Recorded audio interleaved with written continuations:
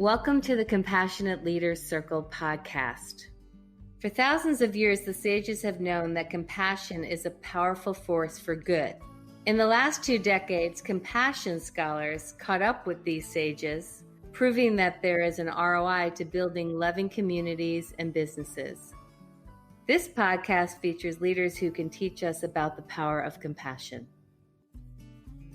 It's my great honor to have my friend Colin Ambrose here with me today. We're having a East End of Long Island party. I was a fan of Colin's before we were friends because I am a patron of his beautiful restaurant, Estia's. And one of the things I really appreciate, Colin, is your staff is so happy and you're so respectful to them. And I observed that along with your amazing pancakes before we became friends. So welcome to the Compassionate Leaders Circle podcast. It's so nice to have you. I love anybody who likes Estia's little kitchen and the pancakes here.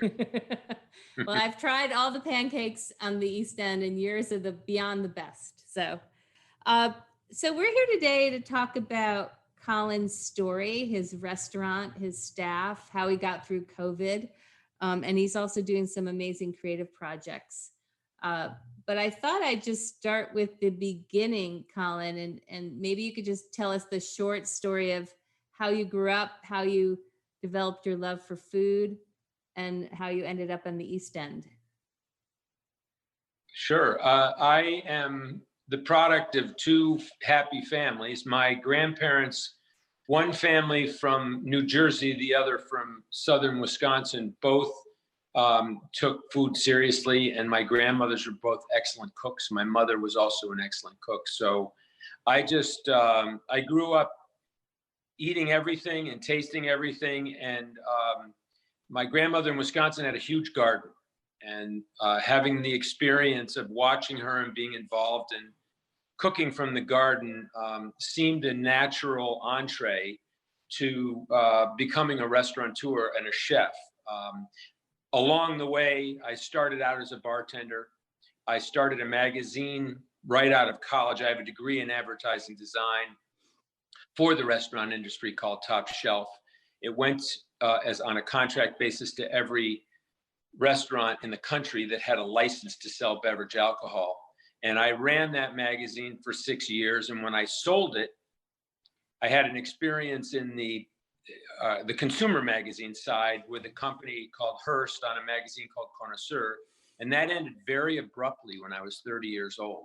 I was given a severance check. They shut the magazine down. I did not do anything wrong. I just was there at the wrong time.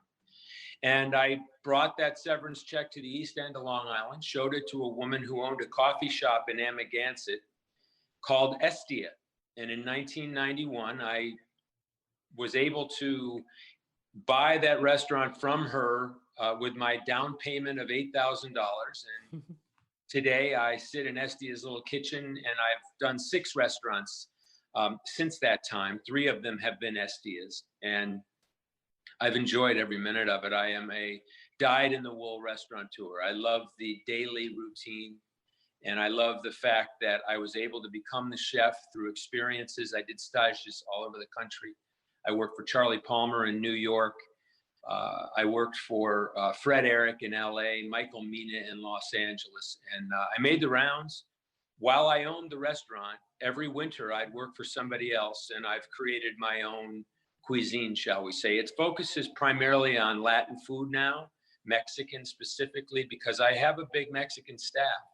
And it was a nice way for them to become more in tune with what we do here than just taking direction from me. And we work together. And some of these people have been with me for over 20 years now. It's amazing. And you really feel the family atmosphere when you're there. And I was going to ask you where Estia came from. Now I know. Yeah, it's a Greek word for hospitality. And since I'm not Greek, I early on decided that what it really means is established in Amagansett. Oh, nice. Yeah. Nice. And lucky for me, you moved over to Sag Harbor because that's where I live. That's where you are now. Wonderful. Now. I am very covering compassionate leaders and compassionate leadership. I was really impressed and astounded with how you and your staff came together to survive and maybe even thrive during COVID. Could you tell us that story? Sure. COVID became a reality in a matter of days to us. We had heard about it. We do our job here in a remote market. It was the end of the winter of 2019-20, and early March, we started hearing a lot about it, and we were given some instructions about how we handle utensils, how we would sanitize tables more aggressively. But there wasn't a lot of information that came from, the bureaucracy, shall we say, the health department specifically, very little, none, actually. It all came over the media. And one day, on a Sunday afternoon, it became very evident that it was time for us to have a staff meeting on March 12th, I believe it was, and discuss our family's approach to dealing with the COVID situation. And my staff, they're not much for making suggestions. I'm the guy that does that. I drive the ship.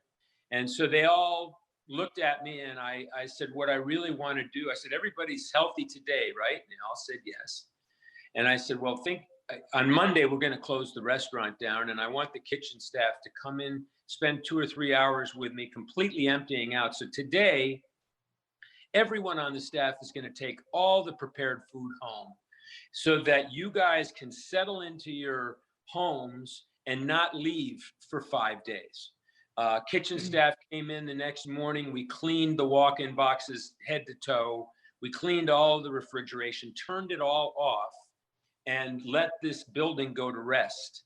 And for the next 4 days, everyone stayed at home. Now, at this point in time, we really didn't know what the gestation period, or whatever you'd call it, is for COVID. We didn't have that information yet. But I wanted to give my staff those 4 days to figure out if they had a temperature, if they were feeling sick, or if there are any symptoms coming up. And that didn't happen. So on Friday, I brought in a small order, and my sous chef and I did all the prep on Friday, from the afternoon into the evening. We got the restaurant ready. I had created a pared down menu. So I created a menu that was basically about 50% of our regular programming. And I worked with my IT on creating a new menu for our website.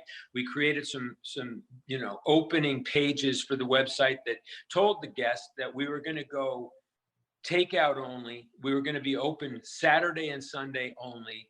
And we wanted to serve the community. Ultimately, I wanted to make sure my staff had income, and I wanted to see where we were going to go with this. Now, one of the things that came in handy was that 4 years earlier, my operation for the last 20 years has been breakfast and lunch specific, with a dinner program Thursday through Sunday night. So 4 nights a week dinner, 6 days a week breakfast and lunch.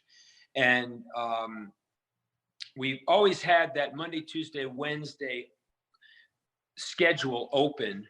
That bothered me for a long time, because in the Hamptons, you want to maximize every minute. So 4 years earlier, I had created a concept called Estia's Hot Burrito that was a 6 menu item menu, all burritos, and of course, guac and chips and nachos. So that was a very simple menu. I had 2 people in the kitchen.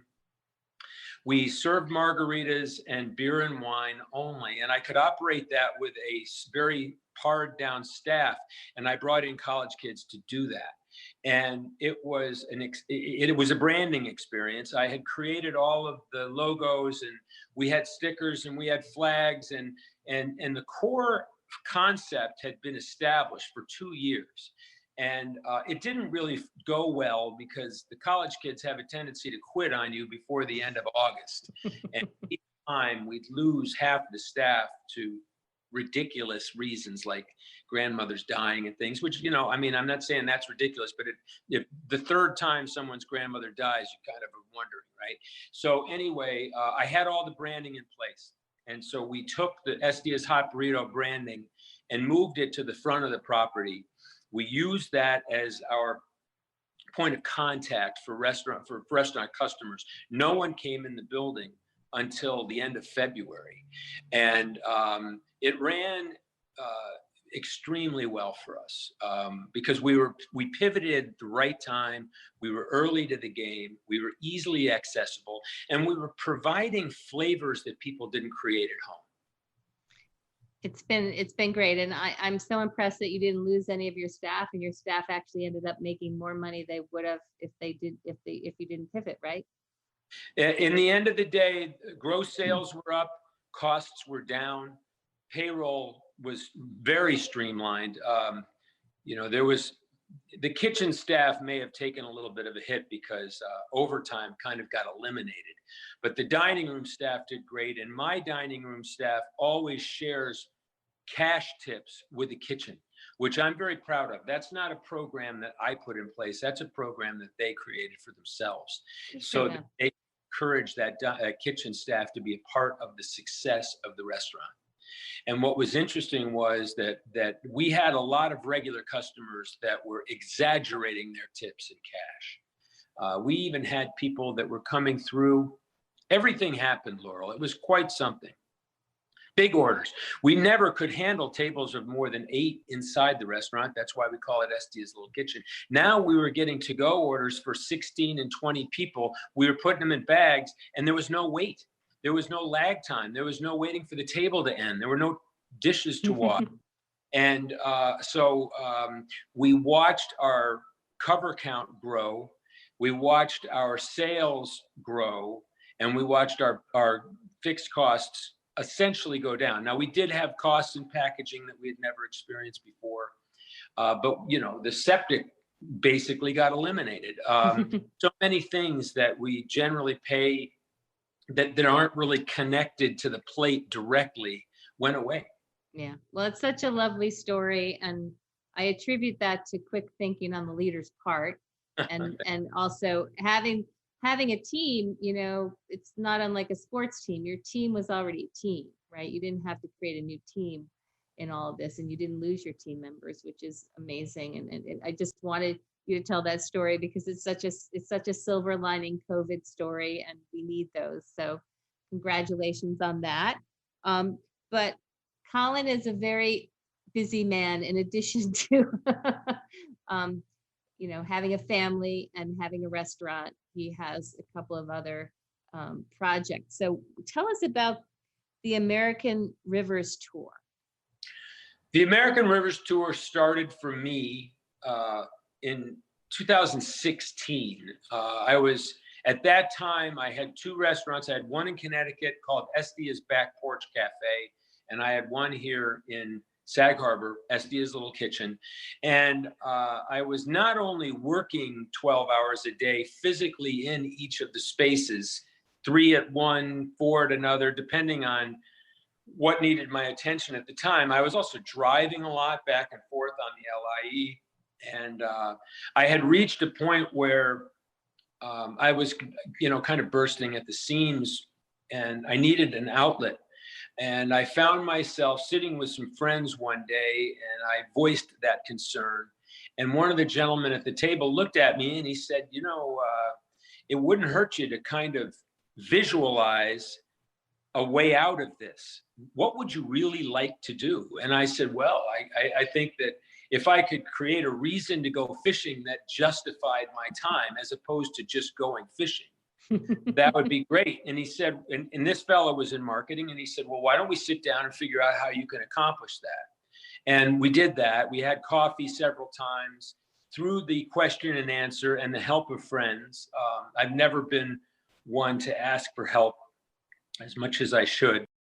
Through the help of friends, I was able to kind of create this vision board, shall we say, that was an idea that I would create a media property that would allow me to use my advertising budget to get on the road and promote my restaurants through cooking on the side of rivers with chefs all over the country. And so that's what I began. I decided to call it the American Rivers Tour. I've always been a river, I've been connected to rivers all my life. My uncle, my father's brother, Colin Ambrose, was one of the great historians of our generation. And he wrote a book called Undaunted Courage that really turned my head. And he and I spent a lot of time while he was alive on rivers together.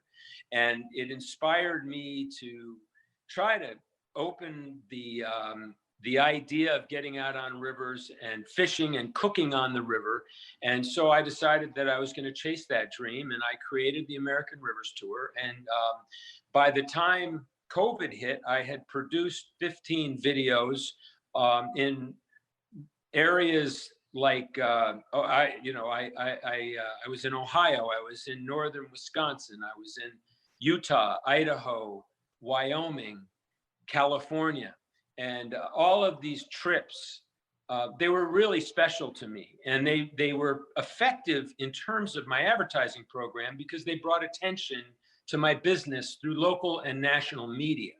And that really turned the key for me, because it's not like my YouTube channel has 1 million followers. But when I tell the story to people in the media, they oftentimes want to hear more about it, and sometimes they want to write about it. So it's justified in that way. It's a deck online now for people that are interested in fishing the driftless area of southern Wisconsin, for instance. You can go on my site and see what it's like to fish the driftless, and you can also get a great idea of what it's like to eat at the Driftless Cafe, because I fished with a chef from the Driftless Cafe.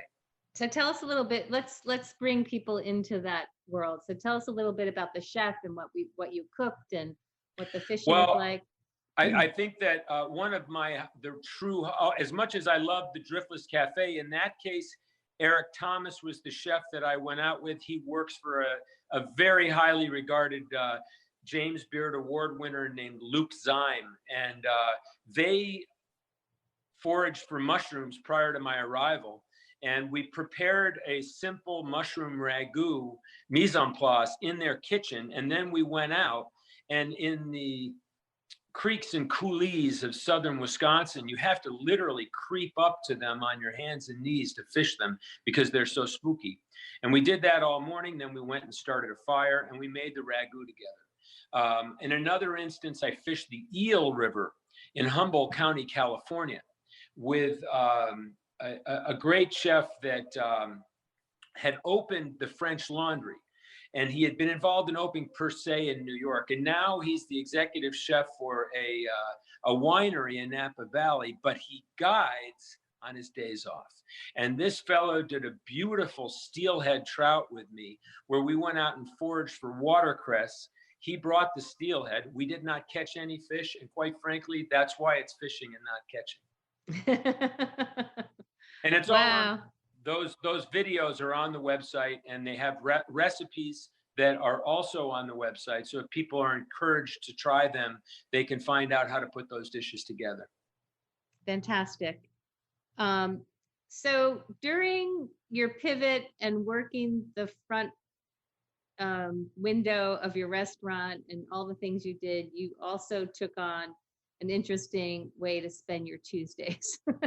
Yeah, I did. So tell us about that. Tell me about how the idea came about this year. Well, it was a stressful year for me, in that I have not been a waiter for 25 years, and the staff was tight, and they needed someone who. I had to be a leader as much as a waiter with each customer, because people were confused. They had to wear the mask. They didn't know what we were offering. They knew what they wanted because they used to come here. Everything was kind of wonky. And so I became the lead waiter, and I worked a window where I would take an order from a customer in the window, and then I'd answer the phone, and I'd go back and forth. And I did that for almost a year, Laurel. And I had hit a point where I needed an outlet, and I was greatly missing my trips. for the American Rivers Tour, but I couldn't leave the state of New York. And so in January, I read about an initiative that Governor Cuomo had made during his campaign time to build a series of trails in the state of New York that would provide everybody in the state an opportunity to ride a bike or walk from Manhattan to Canada. And then there's also another spur that goes from Albany to Buffalo. But what was beautiful about this trail, it provided me with two things. First of all, it provided me with the opportunity to have an adventure in the state of New York, so I didn't have to quarantine. But as far as the American Rivers Tour was concerned, this was the greatest river trip of all time, because I traveled the entirety of the Hudson River into the lake, into the Erie Canal system, and then on up Lake Champlain to go on a fishing trip that was 3 days. So I spent 15 days riding my bike to go fishing. It was a 50-day trip, 340 miles by bicycle. And in the end, on the last day, the only time it rained the whole time, I went fishing for northern pike and largemouth bass, and the fishing was fantastic. I caught a lot of fish, big fish, and I fished the Adirondacks for trout. That was fun, and I have a real memorable experience that I'm creating a film about now. Well, before we get into the film, I read today that you hadn't even had that much experience bicycle touring before you did this. Is that true? As a kid, I grew up on the North Shore of Chicago in Winnetka, Illinois, where I rode a bike every day to school and to play and whatnot. And that was pretty much, I was a suburban bicycle kid.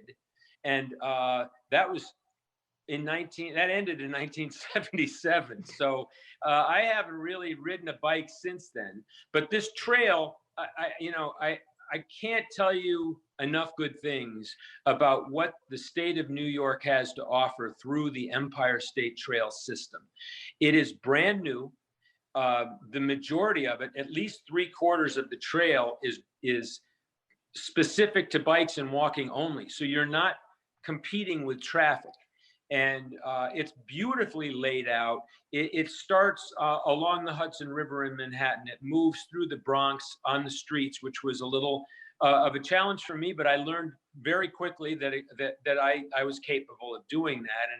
And then it moves up through Westchester County on the Sawmill River Parkway, but dedicated bike trail. There's the safety factor is off the hook. You cross the Hudson River on a walkway that's, again, no cars to go from Poughkeepsie to New Paltz. Once you get to Kingston, you're on the Rip Van Winkle Bridge. There are cars, but it's very well divided between where the walkers and the bikers can go and the cars can go. And then you move up through territory that I've never seen before. I'm so glad. I know New York now. I knew Long Island. I always thought Long Island was New York. Well, there's a lot of New York out there. See it at 9 miles an hour on a bicycle is really, the town of Tivoli, for instance. If anybody has a reason to go to Tivoli, I encourage them to do so and take some time, because it's a really unique little town. Schuylerville, Essex, New York, phenomenal town on Lake Champlain. All of those towns I have a reference for today. Yeah. Well, we have a couple things that cross over in this story. One of my best friends and I, who she had a lot of bicycle experience. I was like you. I was like a kid on a bicycle, and then as an adult, we went on a 1,215-mile bicycle ride from Canada to San Francisco. And we had done trips without gear. We actually carried gear and camped. So my first ride with gear was driving around Seattle, bicycling around Seattle, completely wobbly, not knowing what I was doing. But, you stay on your bicycle and you keep going 9 miles an hour for 5 weeks and you get good by the end. So I appreciate that. I also appreciate the Hudson River. I was born in Kingston. I spent my summers on the Hudson River. And I'm in New York State, grew up in New York State. So I appreciate that. I had relatives in Long Island who just really thought Long Island and New York was New York, and everything else was cows. Yeah, there's a lot out there. And one of the things that I intended to do was to maybe uncover some of the hidden gems on the cuisine side. I wanted to find restaurants that were worth mentioning in the film. I wanted to find coffee shops, which I did until I got north of Hudson. Then it became pretty much all about scrambled eggs and slices of pizza and hot dogs. But I imagine in the summertime up there, there's a lot of great cuisine. But I had to do this in March and April, and I'm so glad I did, because today we're very, very busy at the restaurant, and I don't have the opportunity to leave here on a Monday afternoon in order to ride all day on Tuesdays. And that's essentially what I was doing. Tuesdays are my day off, and so I decided I would ride each section of the trail on Tuesdays until I got north of Albany. And at that point, I made the trips a little longer, and I had some friends join me. And it was wonderful to spend time with men that have been in my life since I was in my 20s and 30s. And Charlie Whittingham, my old boss from Sports Illustrated, which I worked at the Olympics with him back in 1980. Michael Sinque, who was my next door neighbor at my restaurant Estia in Amagansett for 20 years. He owns a wine and spirit shop in Amagansett. And then Jim Levison, who is the fishing guide that I fish with off at Montauk. He really wanted to see the Adirondacks, and he drove shuttle for me. I'd ride from 6 a.m. until noon and then fish into dark with Jimmy. And each of those men played a critical role in the success of my ride, as did Bill Moulton, who was the filmmaker that I've been working with. He also ran shuttle for me on occasion, and he brought the camera out whenever we crossed the river. And he also was with us at the end when it rained and when I caught the Northern. Well, I think your energy and this project and the idea of being close to people that are important to you was just, again, a great model for how to spend this crazy year. It's really admirable. And I'm excited that my listeners can see the documentary. So tell us where the documentary is and how we can find it. We're in final edit right now. It was exciting to have some local musicians join in, and we just cut the music bed the other day at WLNG, a local radio station. Bill is doing the final edit work now. We intend to enter it into the film festival circuit.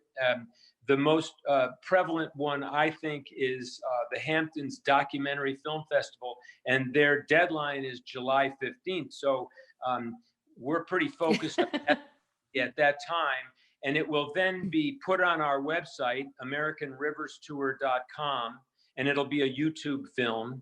And hopefully it will find entry into that film festival and show at the Sag Harbor Cinema in the fall. I'm going to be there with bells on. That sounds so much fun. So how do we find out about your restaurant and come see you? If anyone was interested in seeing our cuisine and how we entertain here, we have a website, estias.com, ESTIAS.com. And we've been building on that site for 20 years. So there's a lot of information, not only about the history of the restaurant and the food that we do today, but the recipes. There's a recipe file there that's 10 years old that has everything from our hot sauce to huevos rancheros and our Mexican sweet corn soup. I just am in the process of posting a vegan aguachile recipe right now. So we keep that updated all the time. The menus are on that site. My videos are accessible on that site and on the American Rivers Tour. We've done a lot of videos we call the Seed to Plate series. So there are videos specific to the food that we grow for the restaurant. And the website is, it's a chronicle of sorts, and I'm very proud of it. I'm also really proud of our staff, and I appreciate you mentioning that, because without them, I wouldn't be able to leave here and go ride my bike or go fishing or do any of the things that contribute to my life. And when I go out adventuring, I am always bringing back ideas that end up, enhancing the programming here at our little kitchen in Sag Harbor. Well, I was in the hospitality field in restaurants for a long time myself, and I'm glad I'm not anymore. I'm glad I can have weekends off. But I so appreciate when I walk into a restaurant and I know just from the energy that the staff is taken care of and respected, and they enjoy being there. And that's a tribute to you and the atmosphere you've created. So thank you for that. And everyone, please look for Tuesdays on the Trail. That's the name of the documentary. You can say you heard about it here first. Thank you so much for your time. It was an honor to be with you today. Thanks, Laurel. Thanks for listening to the Compassionate Leaders podcast. You can learn more about us at compassionateleaderscircle.com. Please join us each week as we shine a light on compassionate leaders making a positive impact on their communities and the world.